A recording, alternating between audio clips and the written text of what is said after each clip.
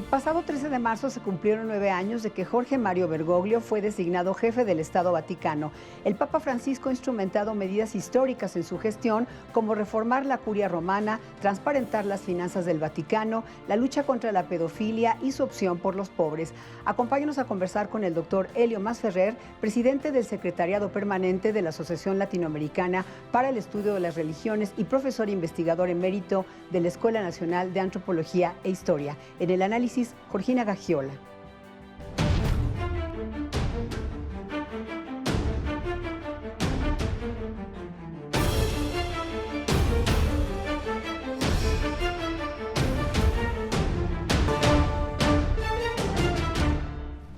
Doctor Helio Masferrer, bienvenido, es un gusto saludarte. Y bueno, lo primero que quiero preguntarte es, el Papa está cumpliendo 9 años de pontificado. Una de sus acciones más importantes ha sido reformar la curia romana. ¿Cuál es la relevancia de esta acción? Bueno, debemos recordar que la Iglesia Católica, Apostólica y Romana es un Estado, de un sujeto de derecho internacional, y simultáneamente es el aparato administrativo de una iglesia. Esto hace que sea muy importante como aparato burocrático. Habitualmente la estructura burocrática de la Iglesia Católica estaba controlada por italianos, por toda la curia, que era de origen italiano fundamentalmente. O sea, lo que ha hecho Jorge Mario Bergoglio, Francisco, es que, si bien es de origen italiano, sus padres, pero él viene del tercer mundo, digamos, de Argentina. Entonces, lo que ha hecho es desestructurar el control que tenían los italianos, la curia italiana, en el Vaticano, y de alguna manera abrir a otros personajes muy importantes, etcétera. En esto los jesuitas y las órdenes y congregaciones religiosas lo apoyan mucho, como los salesianos, los franciscanos, etcétera. Entonces, romper estas estructuras burocráticas y priorizar el trabajo misionero en países, podríamos decir, menos desarrollados, y no tanto en los países tradicionalmente católicos. Esto es importante para entender la política. Eso es muy importante, precisamente porque siempre ha tenido una clara opción preferencial por los pobres, y justamente lo que ha querido es como acercar más a los laicos a la iglesia, y eso es algo que se ha planteado rumbo al Sínodo de 2023. ¿Cómo se ha dado esto? ¿Se ha estado cumpliendo con la gestión del Papa Francisco? Ese es el otro asunto que genera mucha resistencia en la jerarquía tradicional de la Iglesia Católica, porque él ha planteado la sinodalidad de la Iglesia Católica, o sea que declara. ¿Qué quiere decir eso? Que declara toda la Iglesia a nivel mundial en estado de asamblea. Este asunto tendría que haber en este momento, que no lo hay, en el caso mexicano. Tendría que haber reuniones con los laicos, todo un trabajo de base de los eh, jerarcas religiosos, los sacerdotes, con feligreses, para ver cómo reactivar la iglesia, cómo transformarla para el siglo XXI. Doctor Masferrer, ¿cómo llega en este sentido la Iglesia Católica a esta Semana Santa, la Semana de Pascua, a todas estas celebraciones? ¿Se ha conseguido, por ejemplo, que en esta opción preferencial por los pobres, que haya más fieles, que la Iglesia recupere fieles? Es muy complicado medir esto porque la pandemia ha complicado el asunto. Mucha gente tiene, podríamos decir, precauciones para ir a un local cerrado, ¿no? Pero esto no quiere decir que la gente dejó de creer, sino que los que creían siguen creyendo, pero lo que está cambiando son las modalidades de la espiritualidad. Algunos tienen la espiritualidad a través de los medios de comunicación, etcétera, Facebook y las redes sociales, y otros tienen una percepción más introspectiva de su fe. Ujú. Pero en general, con esta gestión del Papa, ¿consideras que pese a la pandemia, digamos, se llega el Papa Francisco ha hecho una buena gestión en estos 9 años para con los feligreses? Ujú. Creo que metió aire fresco, para decirlo amablemente, a la Iglesia Católica, porque tiene el otro problema, que es el asunto de los abusos sexuales, patrimoniales, del clero. Entonces, está renovando la institución y proponiendo otras formas de participación. En eso es una... eh, la palabra, o sea, él construye una teología de los pobres, o sea, él creo que trata de ser lo que es el mensaje cristiano original, ser levadura en los pueblos, ¿no? O sea, no ser complaciente, sino plantearle los problemas. De alguna manera, Jesús de Nazaret fue ajusticiado por querer volver a imponer la ley de Dios entre los hombres, ¿no? Entonces, esta es la forma que llega a Semana Santa, no olvidarse de la esencia de la Semana Santa, el sermón de la montaña, el pueblo tiene hambre y sed de justicia, decía Jesús, ¿no?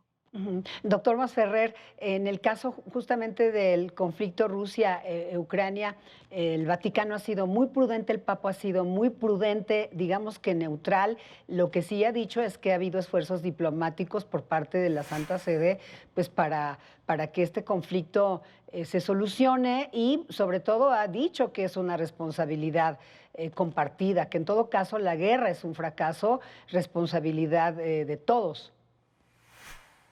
Bueno, en definitiva, él es un religioso, no es un hombre de Estado. Creo que ahí él se maneja dentro de los parámetros de ser líder de una iglesia.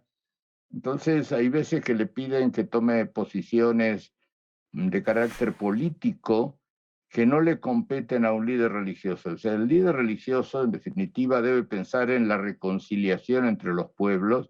Hay tensiones, odios, conflictos que vienen de 400 años, por decir algo, ¿no?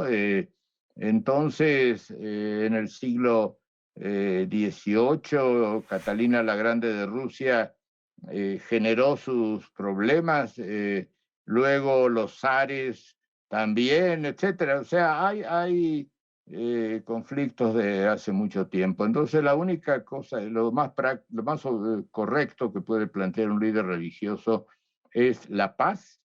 La guerra es un fracaso, pero tenemos que ver cómo los pueblos se reconcilian entre sí. Los políticos son otra cosa, ¿no? O sea, esos irán a un tribunal por crímenes de guerra, etcétera.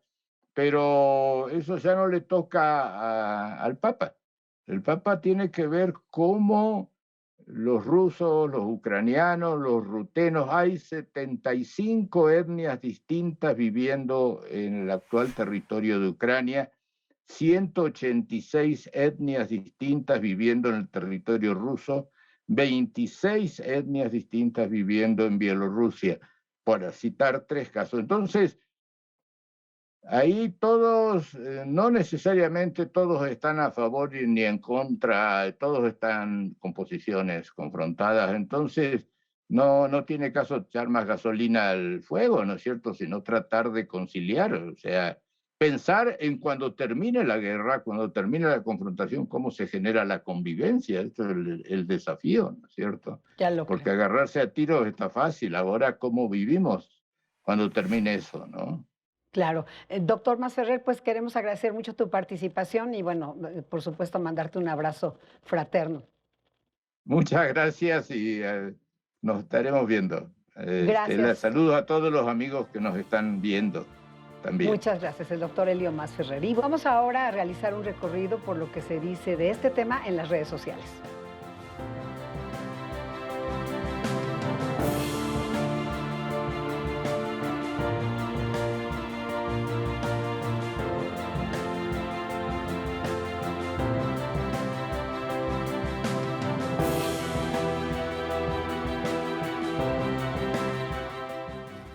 Georgina Gagiola, bienvenida. Muchas gracias, Estela. Bueno, México, ¿cómo llegó a esta Semana Santa? Bueno, pues yo te quiero decir que después de 2 años de pandemia, finalmente se pudo celebrar la Pasión de Cristo en Iztapalapa, que fíjate que son 173 actores principales, 175 secundarios, 500 extras, hay 2,000 nazarenos, hay 115 músicos, 1,000 romanos, es una gran celebración, diría yo, en Iztapalapa.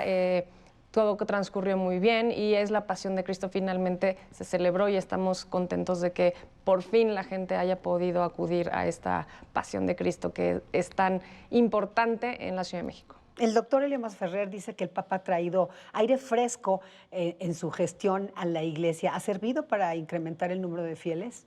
Definitivamente ha habido en sus primeros 5 años de pontificado, se han aumentado en 75 millones, pero en Asia y en África. Donde sí ha disminuido ha sido en Europa y Norteamérica, incluyendo México. Te voy a decir que en México hay una población muy grande, católica, de 90 millones, una distinta a la católica son 16 millones y sin religión son 9 millones. Pero definitivamente México sigue siendo un país católico. Lo que sí ha disminuido en general para la Iglesia ha sido el sacerdocio. Y en esa renovación que ha traído, en esta reforma que ha traído el Papa Francisco, te voy a decir que, bueno, lo importante es acercarse a los más necesitados, ha condenado la pobreza y la distribución de la riqueza, también ha aceptado a las personas homosexuales, que ha sido muy importante, también a la gente divorciada, que los incluye como hijos de Dios.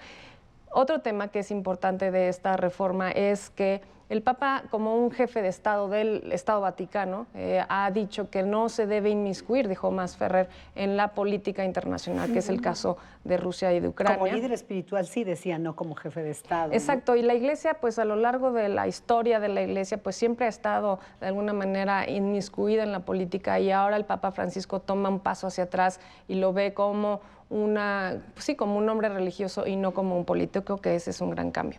Creo que eso es lo más importante, el crecimiento de fieles, la renovación de la Iglesia y que no se vean como un jefe de Estado. Y por supuesto que en México se sigue celebrando la religión católica, que es la más importante, y también el cristianismo, la religión más dominante en el mundo. Sí, ¿dirías que hay un balance favorable con todo y pandemia para la Iglesia en el mundo?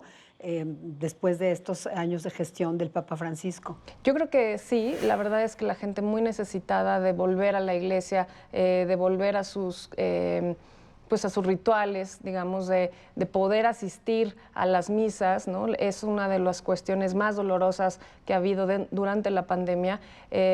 Sí, hubo Zoom y tal, pero la verdad es que asistir a la Iglesia siempre le ha dado mucha más tranquilidad a los fieles. Muchísimas gracias, Georgina Gagiola. Gracias a ti, Estela. Y gracias a usted por acompañarnos en una emisión más de Ruta ADN 40.